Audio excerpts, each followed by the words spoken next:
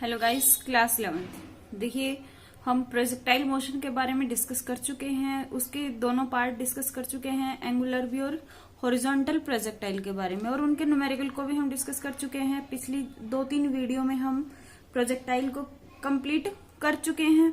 अगर किसी ने नहीं देखा हो तो वो वीडियोस देख लेना।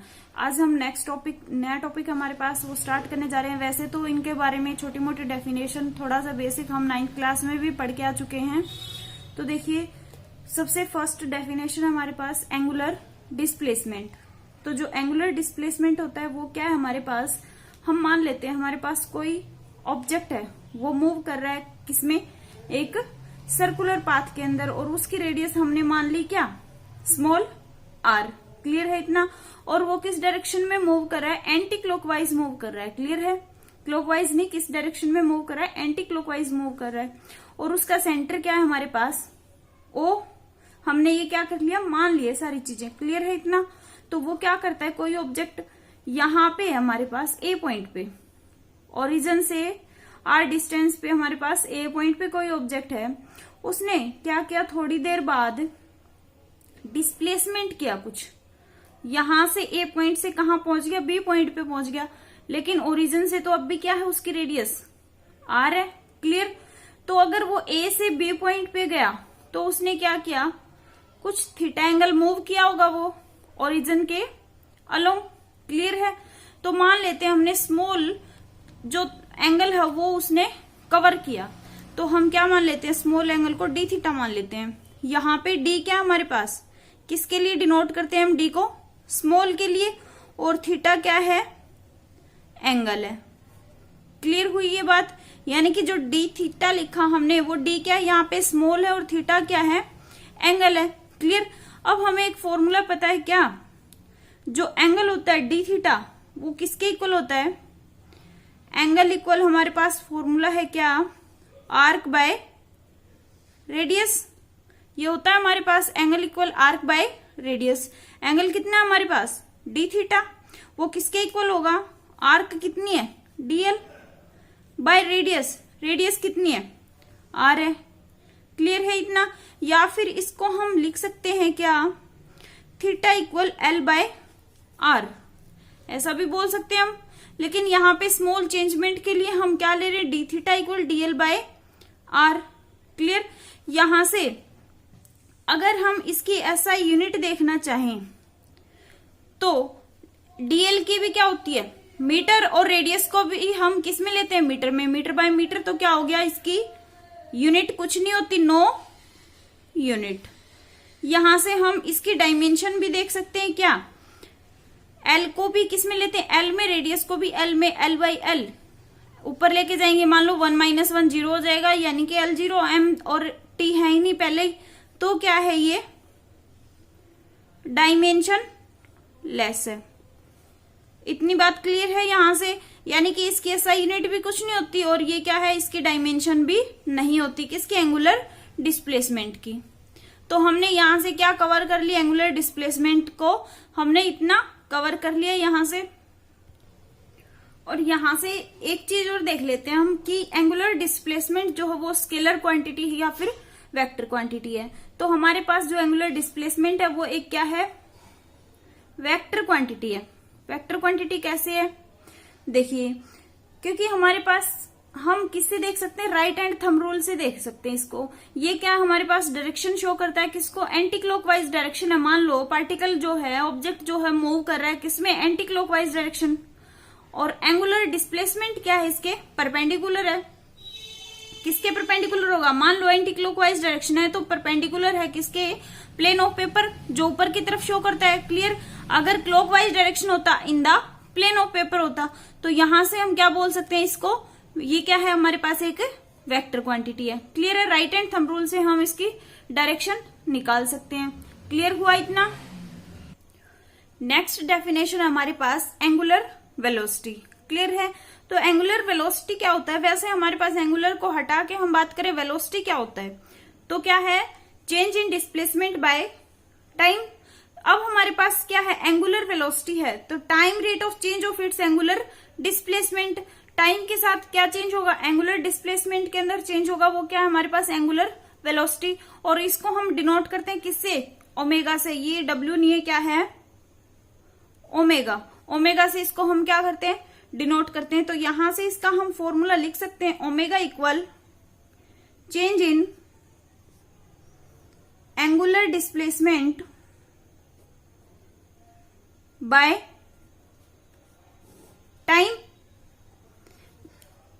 ये हम यहां से एंगुलर वेलोसिटी की फॉर्मूला लिख सकते हैं, omega equal change in angular displacement by time. यहां से देखिए चेंज इन एंगुलर डिस्प्लेसमेंट कितना हमारे पास, चेंज इन एंगुलर डिस्प्लेसमेंट ये था क्या, डी थीटा। तो हम यहां से बोल सकते हैं डी थीटा, और टाइम कितना हमारे पास, डी टी। क्लियर है। तो यहां से देखिए D theta by d T. अगर हम बात करें एसआई यूनिट की, तो एसआई यूनिट को हम डी थीटा को क्या बोल सकते हैं, रेडियन, और टाइम को किस में बोल सकते हैं, सेकंड में। तो क्या हो जाएगा यहां से रेडियन पर सेकंड, ऐसा हम बोल सकते हैं। क्लियर है इतना। और जो डायमेंशनल फॉर्मूला होता है, डायमेंशनल फॉर्मूला, उसको हम कैसे लिख सकते हैं, यहां से देखिए जो ये है डी थीटा यानी कि एंगुलर डिस्प्लेसमेंट, वो तो क्या था हमारे पास, डायमेंशन लेस क्वांटिटी यानी कि m0 l0 tb 0, डिवाइड में क्या हमारे पास टाइम है, तो ये ऊपर जाएगा क्या हो जाएगा, m0 l0 t -1। ये क्या आ गया हमारे पास, डायमेंशन फॉर्मूला आ गया किसका, एंगुलर वेलोसिटी का। क्लियर है इतना। तो यहां से सेम ऐसे ही ये भी क्या होगी हमारे पास, वेक्टर क्वांटिटी होगी। क्लियर। सेम ऐसे ही हम इसकी भी क्या निकाल सकते हैं, डायरेक्शन बता सकते हैं। अगर ये एंटी क्लॉकवाइज डायरेक्शन में जा रहा है तो क्या होगा, राइट हैंड थंब रूल से हम सर्कुलर पाथ को क्या बोल सकते हैं, अपवर्ड होगा। क्लियर है। इतनी बात क्लियर हुई कि एंगुलर डिस्प्लेसमेंट और एंगुलर वेलोसिटी क्या है हमारे पास। क्लियर। यहाँ हमारे पास नया टॉपिक है क्या, relation between linear velocity and angular velocity. तो रिलेशन निकालेंगे किस किस में, लीनियर वेलोसिटी में और एंगुलर वेलोसिटी में। तो लीनियर वेलोसिटी को हम सिंपल v से डिनोट करते हैं, और जो एंगुलर वेलोसिटी है उसको हमने अभी पढ़ा किससे, ओमेगा से डिनोट करते हैं। क्लियर है। तो यहां से सिंपल लीनियर वेलोसिटी को हम क्या लिख सकते हैं, डेल थीटा इक्वल कितना होगा, आर्क बाय रेडियस। ये फॉर्मूला है हमारे पास। तो आर्क बाय रेडियस यहां से हम क्या बोल सकते हैं, ये क्या है, delta L. Delta L by कितना हो जाएगा, आर हो जाएगा। क्लियर। यहां से देखिए ये हमारे पास क्या आ गई, इक्वेशन 1। और ओमेगा इक्वल अभी निकाला था हमने, क्या निकाला था, del theta by del T, और डेल थीटा इक्वल क्या हो जाएगा, ओमेगा इंटू डेल टी। इसको हमने क्या नाम दे दिया, इक्वेशन 2। और हमें पता है क्या, v इक्वल वेलोसिटी इक्वल क्या होता है, डिस्प्लेसमेंट बाय टाइम, यानी कि delta L by delta T. यहां से डेल्टा एल कितना आ जाएगा, v इंटू डेल्टा टी। इसको हमने इक्वेशन 3 नाम दे दिया। क्लियर। क्या आ गया हमारे पास, del theta equal arc by radius, यहां से omega equal del theta by del T बोल सकते हैं। डेल थीटा इक्वल क्या हो जाएगा, क्रॉस मल्टीप्लाई करके ओमेगा इंटू डेल टी। और वेलोसिटी हमें पता है change in length by change in time, तो डेल एल इक्वल क्या हो जाएगा, v इंटू डेल टी। इसको हमने क्या नाम दे दिया, इक्वेशन 3। फ्रॉम इक्वेशन 1 एंड 2 क्या लिख सकते हैं, फ्रॉम 1 एंड 2। यहां से देखिए ये लेफ्ट हैंड साइड में डेल थीटा है, यहाँ पे लेफ्ट हैंड साइड में डेल थीटा है, दोनों में डेल थीटा है, तो राइट हैंड साइड इक्वल हो जाएंगी, यानी कि del L by R equal omega into delta T. ये वैल्यू आएगी हमारे पास यहां से। और हम इसके अंदर भी क्या है, फ्रॉम थर्ड, इक्वेशन 3 से डेल एल इक्वल क्या है, v इंटू डेल टी। तो डेल एल की वैल्यू पुट करेंगे v इंटू डेल टी, क्या होगा, v into del T by R equal omega into del T. Clear है इतना। तो यहां से डेल टी से डेल टी कैंसिल हो जाएगा, v इक्वल क्या आ जाएगा, आर ओमेगा, यानी कि जो v है लीनियर वेलोसिटी है वो किसके इक्वल होगी, r इंटू एंगुलर वेलोसिटी के इक्वल होगी। यही हमने प्रूव करना था कि रिलेशन बताना था लीनियर वेलोसिटी और एंगुलर वेलोसिटी में क्या रिलेशन है। तो हमारे पास क्या आया, v equal R omega. Clear है इतना। एक लास्ट टर्म और डिस्कस कर लेते हैं हम, क्या, एंगुलर एक्सिलरेशन क्या होता है? तो सिंपल, पहले लीनियर एक्सिलरेशन क्या होता है? Change in velocity bye change in time. Clear है इतना?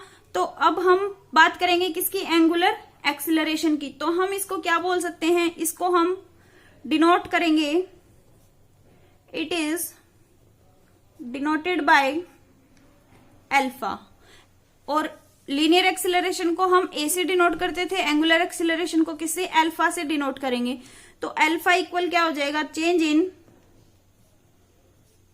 इन किसमें? Angular velocity divide by time, change in time बोल सकते हैं हम इसको।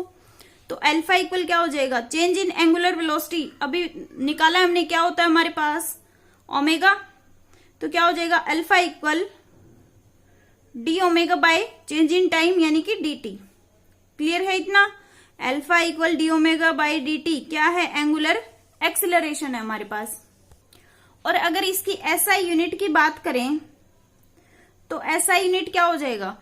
चेंज इन एंगुलर वेलोसिटी क्या थी? रेडियन पर सेकंड, और डिवाइड में टाइम और है यानी कि 1 सेकंड और है, तो क्या आ जाएगा? रेडियन पर second square, radian second minus 2, यानी कि एसआई यूनिट आ गई हमारे पास किसकी? एंगुलर एक्सिलरेशन की।